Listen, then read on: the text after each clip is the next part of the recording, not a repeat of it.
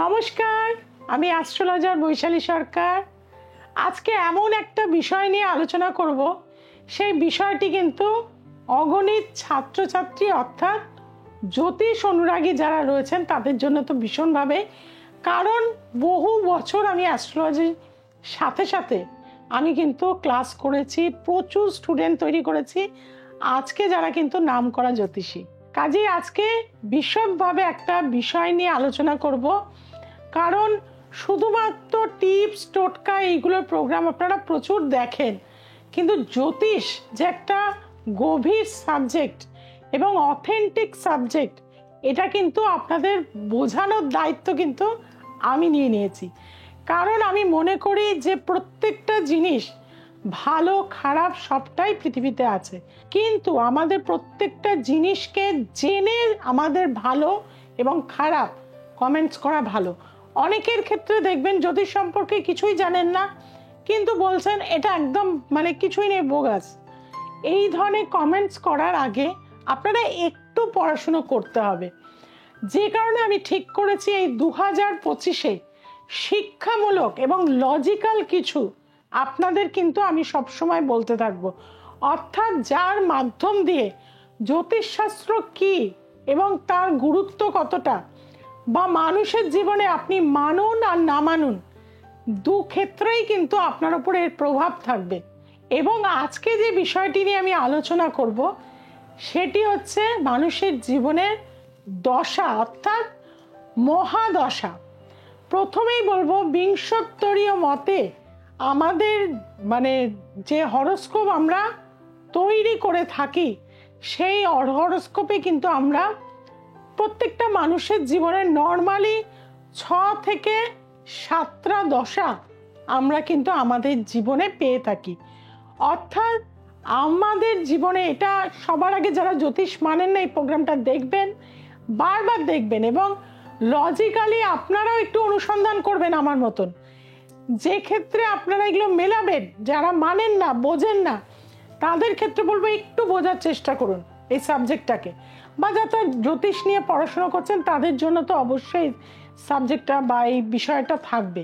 প্রথমেই বলবো, আমাদের যে সময় জন্ম হয়, আমি তো আমার জীবনে ধরুন কয়েক লাখ মানুষ দেখেছি, কিন্তু কারো একদম ধরুন কারো ভেনাসের দশায় জন্ম হলো, তাদের আপনি যদি এসে আমাকে চ্যালেঞ্জ নিয়ে দেখাতে পারেন, তাহলে কিন্তু আমি জ্যোতিষ শাস্ত্রই ছেড়ে দেবো।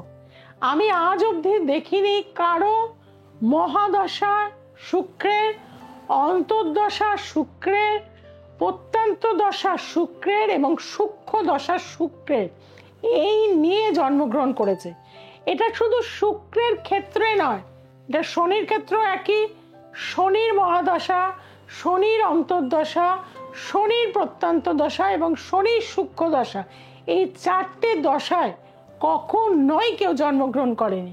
আমাদের সব সময় জন্ম হয়ে থাকে হয়তো শুক্রের মহাদশা চলছে, কেতুর অন্তর্দশা চলছে, বা বুধের হয়তো প্রত্যন্ত দশা চলছে এবং তার পাশে রাহুর হয়তো সূক্ষ্ম দশা চলছে।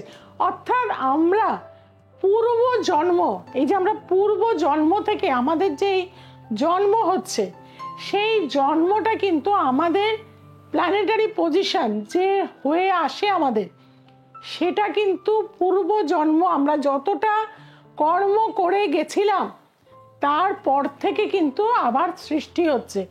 এটা আমি ভীষণভাবে মিলিয়েছি, এবং যাদের চলে যান, আমাদের ছেড়ে যারা চলে যাচ্ছেন, সেই সমস্ত মানুষেরও যদি আপনি দশা পর্যবেক্ষণ করে থাকেন, যারা রিসার্চ করছেন অ্যাস্ট্রোলজি নিয়ে, তাদের জন্য এটা ভীষণভাবে থাকবে। এবং আমার মধ্যে ভীষণ কিউরিওসিটি রয়েছে, সেই জন্য আমি এত বছর দেখেছি যে যখন আমাদের ছেড়ে কোনো মানুষ আমাদের ত্যাগ করে চলে যান, সে আপনার আপনজন হতে পারে, কিন্তু দেখবেন কখনোই কিন্তু সে পুরো দশাটা কমপ্লিট করে এই পৃথিবী ছাড়েন না। এটাও আমি দেখেছি। আপনারা এটা সবার আগে কিন্তু একদম ধরে নেবেন। এবং আমাদের যে পূর্ব জন্ম, আমরা কেন এই জন্ম হয়েছে, এই পরবর্তী এপিসোডে আমি অবশ্যই যাব, কিন্তু আজকে যে বিষয় নিয়ে আমি আলোচনা করব সেটা হচ্ছে দশা। কারণ এই ধরনের সাবজেক্টের উপর আপনারা সেভাবে ইউটিউবে প্রোগ্রাম পাবেন না। এই 5 রাশি মালামাল হয়ে যাবে, এই হয়ে যাবে, ওই হয়ে যাবে, এইগুলো কিন্তু আপনারা পান। কিন্তু জ্যোতিষ খুব একটা নিখুঁত সাবজেক্ট। এটা যদি আমরা সঠিকভাবে বিচার করি তাহলে আমি প্রথমেই বললাম যে 6টা বা 7টা দশা আমাদের জন্মকালীন যে দশা তার কিন্তু একটা গুরুত্ব আমাদের জীবনে কিন্তু থাকবেই। অর্থাৎ কেউ ধরুন রবির দশায় জন্ম হয়েছে, অর্থাৎ সে হয়তো 4 বছর 5 বছর রবির দশা পেল জীবনে, তার ক্ষেত্রে দেখা যাবে যে রবির যে পাওয়ারটা, রবি কি দেয়, সবসময় সে বেস্ট হতে চায়, সবসময় সে 1 নম্বর জায়গায় পৌঁছাতে চায়। রাজকীয়তা বা অশুভ রবি হলে প্রচন্ডভাবে কিন্তু কেনার নেশা, বিভিন্ন জিনিস মানে লোককে শোয়িং করার ব্যাপার, এটাও কিন্তু অশুভ রবি হলে হয়ে থাকে। এবার আপনার এই দশা অবশ্যই আপনার জন্য পজিটিভ না নেগেটিভ সেটা তো দেখতে হয়, কিন্তু আমি দেখেছি জন্মকালীন একটি দশা মানুষের জীবনে কিন্তু সারা জীবনে কম বেশি এফেক্ট দিয়ে কিন্তু থাকে। অর্থাৎ কারো ধরুন রাহুর দশায় জন্ম হলো, তার মধ্যে একটু সবসময় লিডারশিপ কোয়ালিটি, সবার সাথে একদম মানে আই এম দ্য বেস্ট, এই ধরনের মানসিকতা এবং একটু আক্রমণাত্মক হয়ে থাকে তারা, ঠিক আছে, অ্যাগ্রেসিভ নেচার তাদের মধ্যে কিন্তু ভীষণভাবে থাকে। এটা ছোটবেলা থেকে হয়, একটু জেদি, একটু ডানপিটে, একটু আমার কথাই শুনতে হবে, এই ধরনের মানসিকতা সারাটা জীবন কিন্তু মানুষের মধ্যে থাকে। আবার যারা চন্দ্রের দশায় দেখবেন যাদের জন্ম হয়ে থাকে তাদের দেখবেন ভীষণ রকম মায়া দয়া, সেটা পুরুষ হলেও হয়, আমি দেখেছি তাদের মধ্যে ভীষণভাবে মায়া দয়া, ফুডিং নেচার, এবং তারা ভীষণ ভালো রান্না করতে পারে।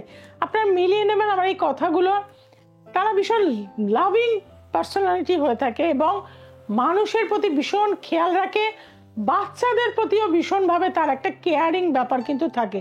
শুধু আর তার নিজের বাচ্চা না, অন্য কারোর বাচ্চার প্রতিও কিন্তু তার একটা লাভিং কেয়ার কিন্তু থাকে, আমরা এটা দেখেছি। কাজেই চন্দ্রের দশা এরা খুব ইমোশনাল হয়, তবে এরা মাঝে মাঝে কিন্তু ভীষণভাবে কষ্ট পেয়ে থাকে, এদের লাইফে এটা কিন্তু থাকবেই দশা সাপেক্ষে। আবার ধরুন কারো বুধের দশা, তারা কিন্তু ভীষণ ইন্টেলিজেন্ট তো হয়, তার সাথে সাথে ভীষণভাবে কিন্তু বুধ হচ্ছে কিন্তু আনন্দ। অর্থাৎ যে কোনো বুধের জাতক বা বুধের দশায় যাদের জন্ম হয় তাদের কিন্তু প্রেজেন্সটা কিন্তু একটা খুব ভালো লাগে। দেখবেন যারা বুধের দশায় জন্ম হয়েছে তারা হাসাতে খুব ভালোবাসে, এমন কথাগুলো বলে যে শুনতে ভালো লাগে, এবং তাদের এই নেচারটা একটা চাইল্ডিশ নেচার এবং অজানাকে জানার ইচ্ছা তাদের মধ্যে কিন্তু থাকবে। তারা একদম বয়সের শেষের দিকে গিয়েও কিছু না কিছু কোর্স করে, আমি এটা প্রচুর দেখেছি। যাদের ক্ষেত্রে ধরুন দশা শুরু হচ্ছে মঙ্গলের, তারা একটু খিটখিটে মেজাজি, রাগ, জেদ, এটা কিন্তু তাদের একটা নেচারগত জায়গায় কিন্তু আসে। এইগুলো হচ্ছে আমাদের একদম প্রথম যে দশায় আপনার যে জন্ম হলো সেই দশার কিন্তু আমি তাৎপর্য আপনাদের জানালাম। ধরুন কারো বৃহস্পতির দশা, অনেকের হয়তো বৃহস্পতির দশায় জন্ম হয়েছে, তাদের ক্ষেত্রে বলবো তারা খুব নলেজেবল পার্সন হয়ে থাকে, আত্মঅভিমানী হয়ে থাকে, আত্মসম্মানটা ভীষণ, এবং বিভিন্ন রকম জার্নাল বা বই বা আধ্যাত্মিকতার বই, স্পিরিচুয়ালিটি বা যে কোনো মানে ধর্মগ্রন্থ, যে যে সেক্টরের মানুষ হোক না কেন, মানে ধর্মের মানুষ হোক না কেন, তার কিন্তু ভীষণভাবে একটা আধ্যাত্মিকতার দিকে কিন্তু টান থাকবে। সেটা হিন্দু হতে পারে, মুসলিম হতে পারে, খ্রিস্টান হতে পারে, বুদ্ধিস্ট হতে পারে, জৈন হতে পারে, যে যেরকম ধর্মেরই, তার মধ্যে কিন্তু একটা আধ্যাত্মিকতা, স্পিরিচুয়ালিটি এবং অ্যাস্ট্রোলজির প্রতিও কিন্তু একটা আস্থা, ভরসা, বিশ্বাস কিন্তু থাকবে। যাদের কেতুর দশায় জন্ম, আপনারা খেয়াল করবেন তারা একটুখানি নির্লোভী হয়, নিজের মতন থাকতে ভালোবাসে এবং একটু খুব মানে কোলাহল, যেখানে প্রচুর মানুষের গ্যাদারিং, সেখানে তারা খুব একটা যেতে চায় না, অ্যাডজাস্ট করতে একটু অসুবিধা হয়, নিজের মধ্যে থাকার চেষ্টা করে, তাদের মধ্যে অন্তর্নিহিত সত্তা ভীষণ বেশি হয়ে থাকে এবং এই ক্যারেক্টারটা এই দশার জন্য তাদের লাইফের উপর কিন্তু একটা ছাপ পড়ে। এর পাশাপাশি আসবো, ধরুন আমি একটু আগেই বললাম 6টা বা 7টা দশা কিন্তু আমরা পেয়ে থাকি, কিন্তু আমি দেখেছি যে 6 দশা মানুষের জীবনে কিন্তু একটা চরম একটা ধাক্কা দিয়ে যায়।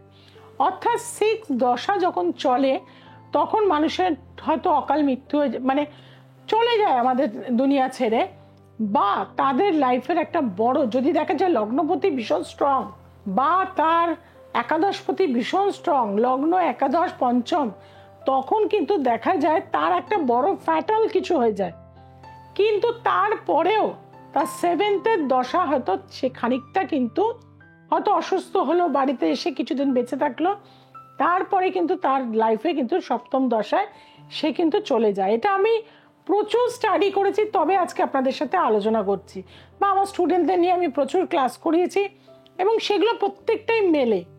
কিন্তু আমাদের কাছে অনেক মানুষ আসেন যারা কিন্তু বলেন, দিদি আমার তো বুধাদিত্য যোগ আছে, আমি তো বুধাদিত্য যোগের কিছুই বুঝতে পারলাম না। কেউ বলছে আমার রাজযোগ রয়েছে, জ্যোতিষী বলেছে, কিন্তু সেই রাজযোগের আমি কিছুই ফল পেলাম না। কেউ বলছে আমার জীবন তো দারিদ্র দোষ রয়েছে, কিন্তু আমার জীবনে তো দারিদ্রতা এলো না, আমি তো সেভাবে কষ্ট পেলাম না, ওই কিছু টাকা পয়সা আমার আটকে গেছে, কিন্তু মারাত্মক কিছু তো দিদি আমার ক্ষতি হয়নি, এই কথা বলে। তাহলে কি জ্যোতিষশাস্ত্র একটা ফেক? না, ফেক না, এখানেও রয়েছে লজিক। কি রকম না, আমি আমার জীবনে দেখেছি, বা আমি আমার এক্সপিরিয়েন্স দিয়ে ধরুন কয়েক লাখ মানুষ দেখেছি, তাদের প্রেডিকশন করার সময় বা যারা অ্যাস্ট্রোলজি শিখছেন তাদেরকেও আমি বলবো যে এই জিনিসগুলো ভীষণভাবে খেয়াল রাখবেন।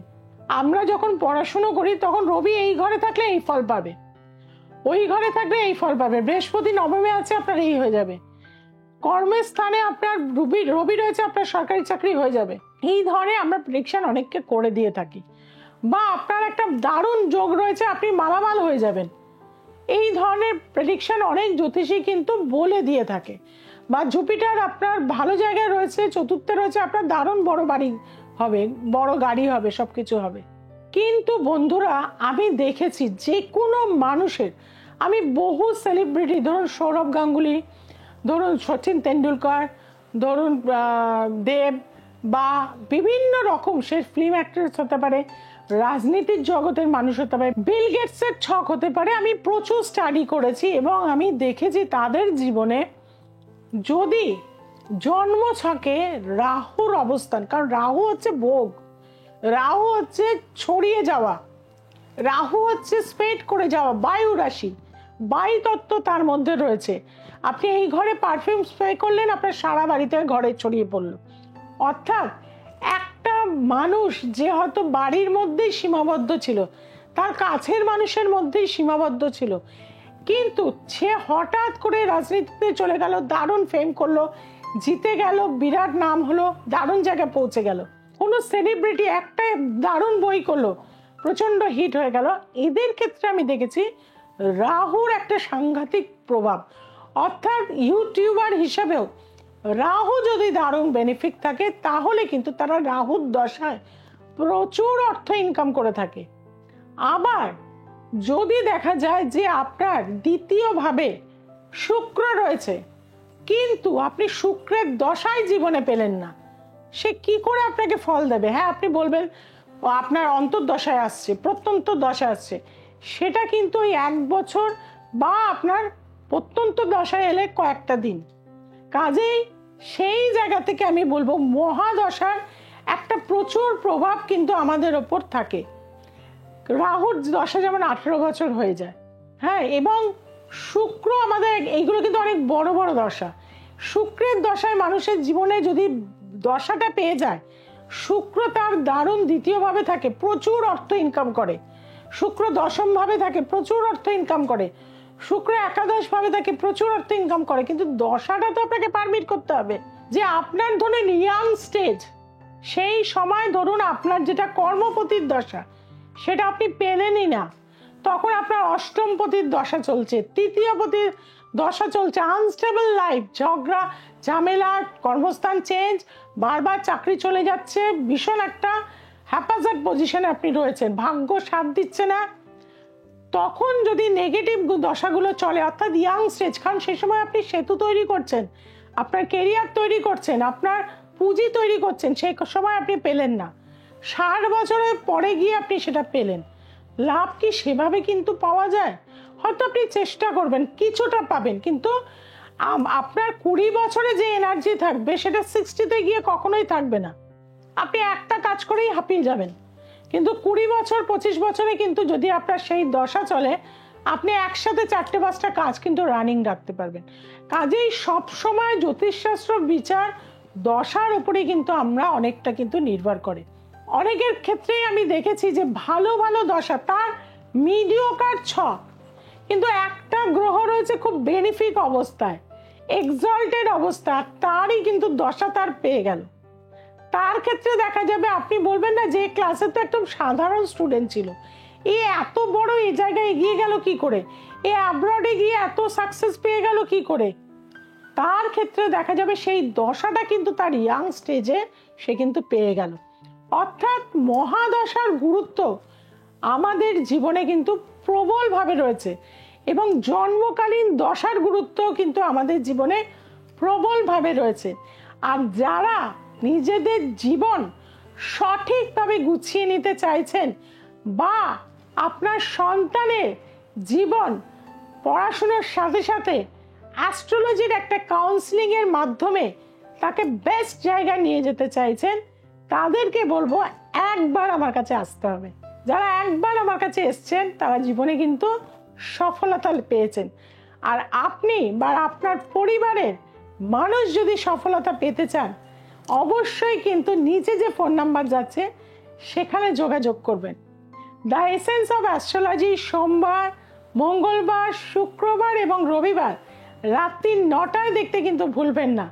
এবং প্রতিদিন দ্য এসেন্স অফ অ্যাস্ট্রোলজির ফেসবুক চ্যানেলে আমি কিন্তু লাইভে আপনাদের সাথে সরাসরি কথা বলি। এছাড়াও যারা দূরে রয়েছেন, ভাবছেন একটা কনসালটেন্সির প্রয়োজন রয়েছে, বা আমার সন্তানকে একবার কিন্তু দেখিয়ে নেওয়া দরকার রয়েছে, তাদেরকে বলবো অবশ্যই নিচে যে ফোন নাম্বারগুলো যাচ্ছে যোগাযোগ করুন। যারা কলকাতায় বা ওয়েস্ট বেঙ্গলে রয়েছেন তাদের জন্য বলবো বেহালা, গড়িয়াহাট, হাওড়া, হাতিবাগান এবং ব্যারাকপুর চেম্বারে তো আমাকে প্রতিনিয়ত পাচ্ছেন। এছাড়াও দুর্গাপুর, বর্ধমান, আসানসোল এবং বহরমপুর, মালদা, শিলিগুড়ি এই চেম্বারে কিন্তু আপনারা আমাকে পেয়ে যাবেন। কাজেই যার যেখানে সুবিধা সেখানে অবশ্যই যোগাযোগ করবেন। Are the essence of astrology থেকে জ্যোতিষ শিক্ষা নিতে অবশ্যই চোখ রাখুন আমার নেক্সট এপিসোডে। সবাই খুব ভালো থাকবেন, সবাইকে খুব ভালো রাখবেন। নমস্কার।